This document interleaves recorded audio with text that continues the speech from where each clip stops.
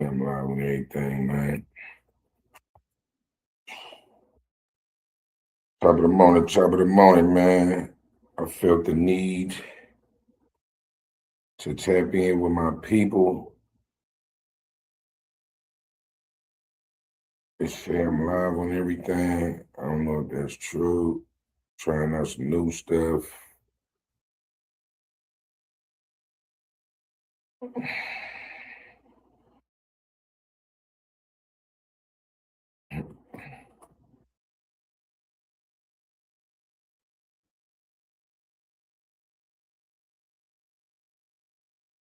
Let me see.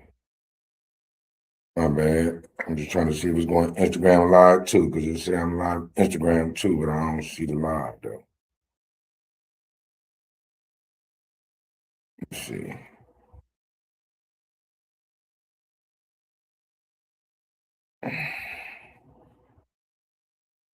Let's see a nigga live. Anyway, man, where we at with it? We at with it this morning, so we understand what's going on. Like I'm saying, right? Let me set my shit up.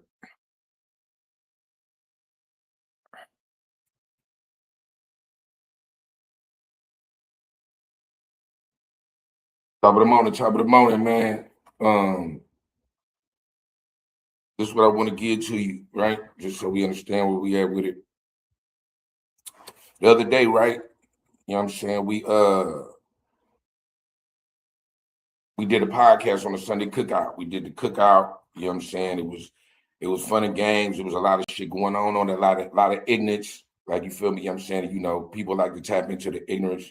So I ain't hating on the ignorance. You know what I'm saying? I understand this is the nature of the internet. The internet is like, you know what I'm saying? If I post something positive, it get a couple of hundred views. If I post something that got to do with freeing the slaves, it get a couple of hundred views. But if I post like some murder or somebody hating on somebody, or some sorry about that unaliving, because I gotta be cool about my YouTube, right? You know what I'm saying, right?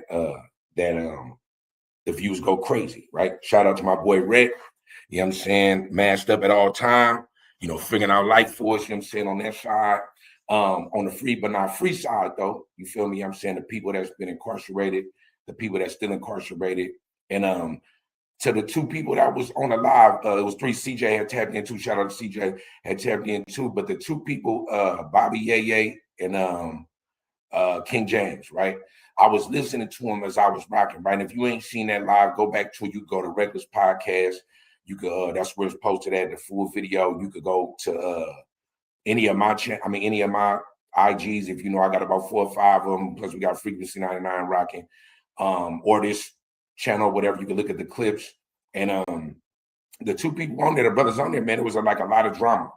There was a lot of stuff going on, a lot of like, you know, you don't know if it's true. He said, you know what I'm saying? And shout out to my LA brother. And I know the gang lifestyle sometimes is the culture. We just kind of can't shake it. Because even here in the Bay Area, even though we don't bang rags, we gang members too. You know what I'm saying? Especially now, this generation is much more outwardly gang members than my generation. But we was all banging the turf, same thing as banging the set. We just ain't ragging it. You would kill or die for it for shit that you don't own. That's just period what it is, right? I gotta say unalive. I keep on not saying I gotta say unalive, can't say kill or die, right? At the end of the day, right? My point is while I'm watching it unfold in front of me, as I'm moderating, you know what I'm saying, and I'm trying to keep the peace. And it's funny, like my role to be a peacekeeper, because people that know historical me, P Dub is a menace. You feel me? You know what I'm saying? But I'm listening, and like why California Youth Authority was brought up a lot. Like, you know what I'm saying? Why anybody don't know what the California Youth Authority is, I'm gonna give you a quick tutorial, right? If you from California, you probably know what it is, especially if you like over 30. Like, you know what I'm saying? California Youth Authority, CYA, was a horrible place to be. You know, they're giving out lawsuit money for it now. I think LA already got I think they gave them like a couple of $100 million, like, you know what I'm saying, that was dispersed amongst people, victims, like, you know what I'm saying. I think they're supposed to be giving out some money in the Bay, you know, they kind of moving through the system, whatever. But California Youth Authority, bro, when you was there, it was a badge of honor. It was the baby pen, like, you know what I'm saying. The staff that worked there, whether they was youth counselors, whether they was like, you know, like the kind of security counselors, they was horrible. Like, you know what I'm saying? That, and like anybody that worked there back in that era, I apologize to you if you was one of the ones that was trying to teach us something and guide us in our way. But to the rest of them, like, bro, like if you was in California Youth Authority, which we was called YA babies, it's still in you now. Like, it's still in you now. And I'm on a panel the other day, and I'm like, listen, they talking about YA. So I'm like, I'm 47. They talking about YA. They like younger than me. One of them 40. I think they're around the same age. But it's like, look, at 40-some years old, YA was still being invoked. Not just, it wasn't even being invoked like on no shit like, it was being invoked like on a gangster level. Like, you know, when you was in YA, man, like the YA mentality was, even with the police in there, with the staff, the harder you was, the more rewards you got. If you was smashing, if you was whooping ass, if you was a leader, a gang leader, if you was a boss, you know what I'm saying, right? That don't matter if you was black, Hispanic, Asian, whatever, right? You got the perks. That's how it was. If you was a sucker, if you was prey, any of that, even the staff preyed on you. You know what I'm saying? So imagine your son or daughter going to the California Youth Authority, and you know they soft. Like, you know, it's a kid. We 13 years old, 14 years old. Yeah, first time I went, I was 13. Like, you know what I'm saying? And for those that remember why, my first writing was 68877. And then I recommitted and I became a 74093. And the point of me even talking about it is like, when you was in there, imagine your son or daughter going, you know they soft. And ain't nobody in there to save them, right? Ain't nobody in there to save them. The police, nobody in there to save them. They every day get preyed on. And you know they probably messed up one time in their life and they got there, and that's how it ended up being, right? And they go through that where they end up being a victim or they end up going up and being a victimizer. Because sometimes you might go in there soft, you come out a fighter, right? And it never leaves you. It never leaves you. You know what I'm saying? It's like a part of you was born, a demon child within you that you could never, you know, totally exercise. You feel me? And I'm listening on a panel at two grown men. You know, no, I'm saying this respectfully. I'm saying this with pain in my heart. I'm saying it to you, right? I'm talking to as an OG, and I'm listening to him, and I'm like, the battle scars of the California Youth Authority, and like to any, I'm saying CY, but if you're in any state, I'm sure you had some type of programs like this, and I'm sure you empathize and sympathize, right? I could hear the trauma. I could hear grown men not knowing how to go, hey, bro, you hurt my feelings, bro, when you got at me like that. That wasn't cool, bro. Let's holler about it. And another man going, you know what, man, you right. I shouldn't have done it. I was just as petty as you. But that YA mentality, it almost dares you to go against it, right? And I've been to the California Youth Authority. I've been to juvenile hall. I've been to county jail. I've been to the state penitentiary. I've been to the feds, right? So I done went through almost every part you could go through, like, you know what I'm saying? And the trauma don't stop, right? And sometimes I literally, like, you know, I could literally be in a place of cheer and positivity, and out of nowhere that could just disappear. Like, out of nowhere it could just be gone and be and vanish, and I could be going through a world of pain and hurt and can't even express it. I could sit by myself in a room and shed some tears and don't even understand why. I could be angry about stuff and want to act out and kind of don't really get it, right? You know what I'm saying? And I'm watching the panel and I'm like, damn, it was a marathon. So we was on live for like, I wish we was I wish we was live streaming on Twitch or something like that, because we probably would have got some coins. But we was live streaming for 2 hours and 44 minutes. And I was watching the brothers go back and forth about issues that probably to me seem like they're pretty solvable. Either we just, you know, either squash it and apologize, hug it out, or we just don't talk, right? But when you talking to people that's traumatized, when you talking to people that got PTSD and don't really know how to deal with it, or probably don't even recognize that they got it, it's difficult for men to go, hey, bro, man, let's just let it go. Because one man might say that and the other man say something else. Now you feel like a sucker. And plus, we're in front of a live studio audience. So a lot of men, it's hard for us to break it down when other people watching, right? And it's sad. It's sad. And I'm telling you that I'm not saying it's just, I'm just judging like it's not in me too, but it's just funny, not in a laughable way, to when you sit back and watch it in real time, and you watching it unfold in front of you, watching grown men go, hey, they really tripping on each other. Like, this could lead to being unalive. This could lead to something that's very detrimental to your heart and soul. It's like, it's a real thing. Like, you know what I'm saying? And you could be so out of control and out of touch with it that literally on a recorded device, you could threaten another man's life and just out of control with it and don't understand what you're doing, right? So it made me kind of touch bases back to my real true essence of who I'm supposed to be and what I'm supposed to do in this world. Like, you know what I'm saying? Like everything I learned throughout the course of these breaks from freedom. And that's why Free But Not Free was spawned and born. It was because of that. Like, you feel me? You know what I'm saying? Right. And that conversation, even though it wasn't really all the way a conversation, at the end, it kind of got together. And I understand some people like, it was just content, right? But I seen the trauma. I seen it. And Free But Not Free is supposed to be about that. You know, the FBNF, I made it a media arm for sure. You seen, if you watched any of my interviews, when I'm talking to people about recidivism, reentry, I'm talking to people, we might be talking about bank robbery, we might be talking about what it was like to be with Mac Dre, we might be talking about other things, but almost everybody that you ever seen on my panel has some type been incarcerated. They had some type of reform going on. They, they might have went back a few times and they trying to figure out reentry. So shout out to all my brothers that sometimes, like, since we both, all of us been out, we ain't really kind of kept in touch like what we supposed to with the support groups and stuff, because everybody trying to work and stuck in the matrix trying to figure it out. But shout out to all my brethren, man. Like, you know what I'm saying? I ain't been out a year yet. And to people that either don't know I've been incarcerated recently, or people that do, sometimes the way I move and make it seem like it's simple. Like I'm rocking, like, you know what I'm saying? Like, you got it, like, you know what I'm saying? But people don't know what it's like when the camera's off. People don't know what it's like when I'm by myself, chilling, looking in the corner, a dark man in my head, like, you know what I'm saying? And it's there. And I watched it unfold the other day.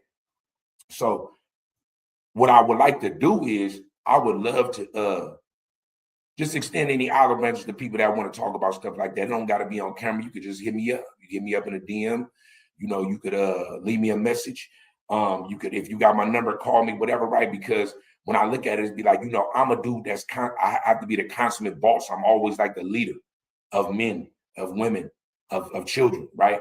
And the times when I got to sit back myself and go, hey, what's up? I got to talk to myself and go, hey, who gonna fuel me when I'm down? You feel me? I'm saying, who gonna let me know what I should be doing, right?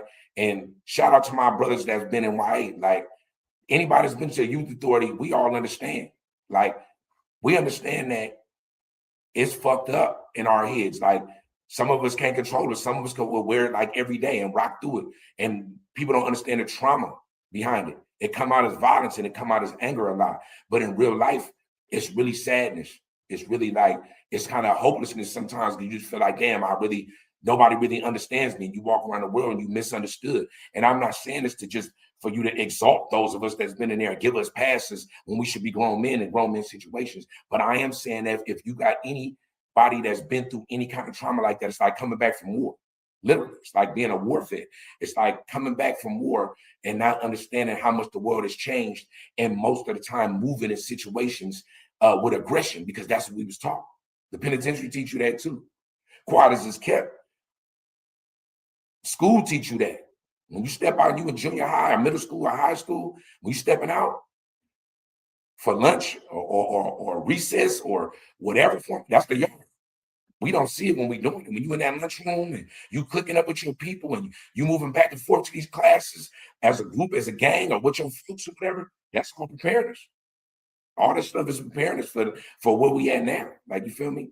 And a lot of times it's very difficult for you to put your finger on that. And that's why it's important when your kids come home from school that you ask them what they learned. You know what I'm saying? You ask them, how was their day? Not just when it comes to, like, you know, their homework and all that, but what have they been through psychologically?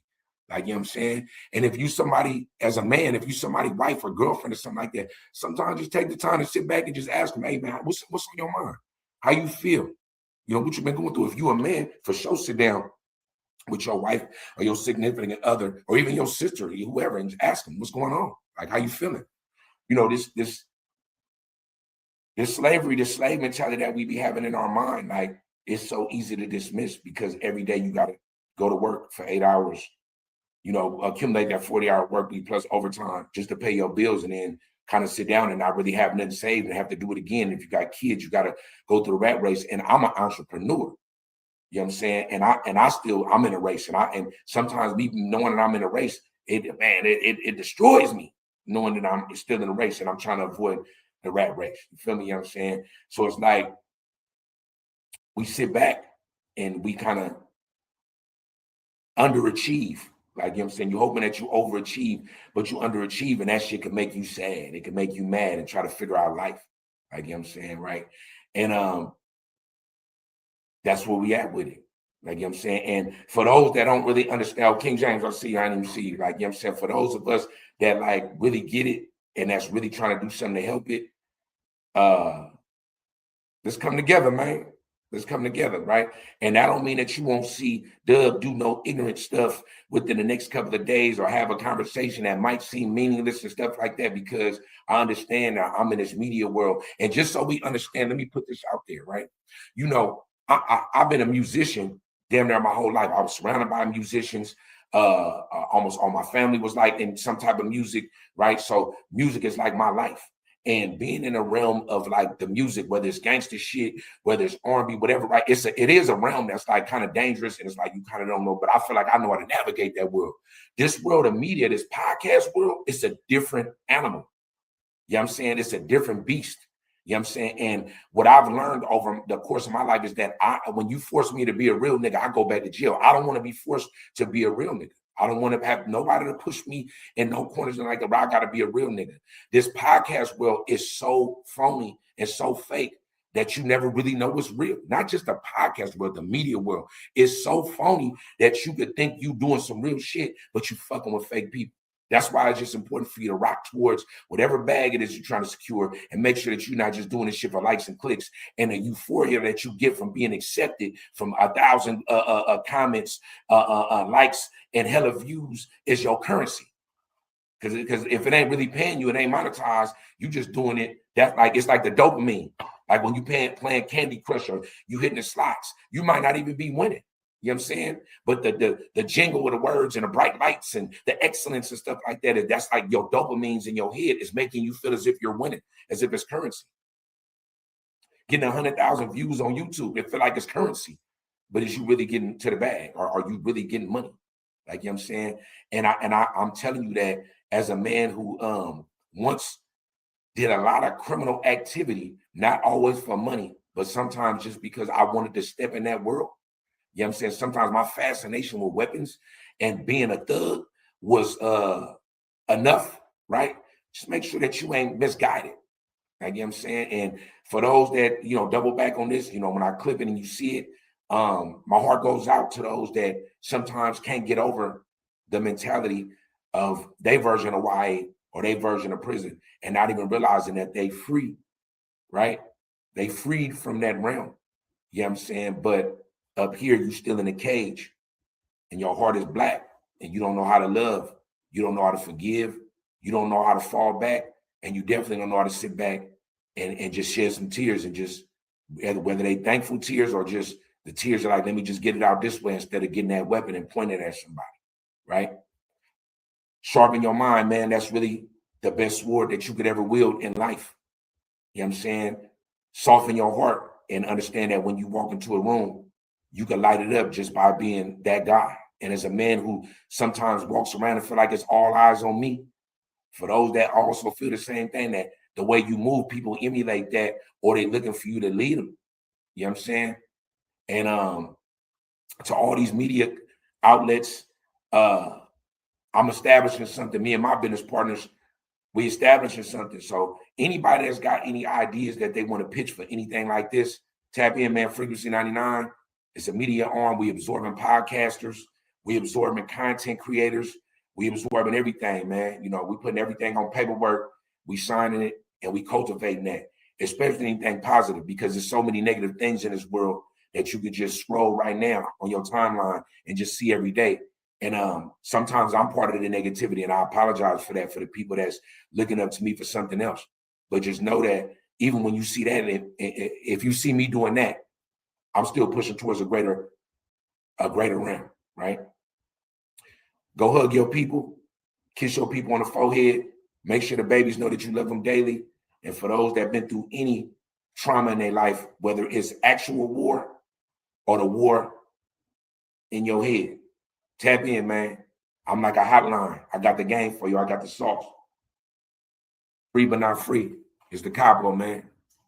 Love. It's all love. Don't be a fool, man. Don't be a fool.